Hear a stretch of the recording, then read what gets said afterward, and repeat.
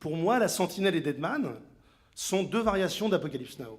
C'est-à-dire que c'est deux films qui sont totalement issus de ce grand film d'Apocalypse Now. Et le personnage de Willard, c'est le grand frère de Mathias Barillet, personnage français joué par Emmanuel Salinger dans La Sentinelle, et de William Blake, le personnage joué par Johnny Depp dans Deadman. Il y a beaucoup de points communs entre ces trois personnages. Déjà, les trois sont des enquêteurs. C'est le sens originel du mot histoire. Vous savez, historien veut dire enquête. Et ces trois personnages vont s'enfouir dans une matière jusqu'à y perdre la raison.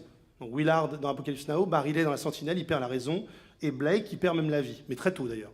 Puisque l'originalité du film de Jarmusch, c'est qu'il perd la vie sans s'en rendre compte. Et c'est en perdant la vie qu'il rentre dans un territoire qu'on pourrait appeler l'histoire.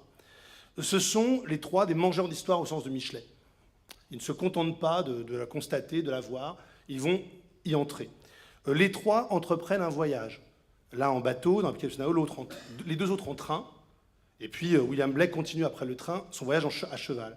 Et ce voyage est, dans les trois cas, une expérience physique, un déplacement dans l'espace, autant qu'un déplacement mental. Un déplacement dans l'espace-temps de leur propre continent. Donc pour Barillet, l'Europe, pour William Blake dans Deadman, l'Amérique, et pour Willard, l'Amérique, bien sûr. Et évidemment, les trois films représentent une relation maladive à l'histoire, à partir chacun d'un genre dont le film fait éclater les codes.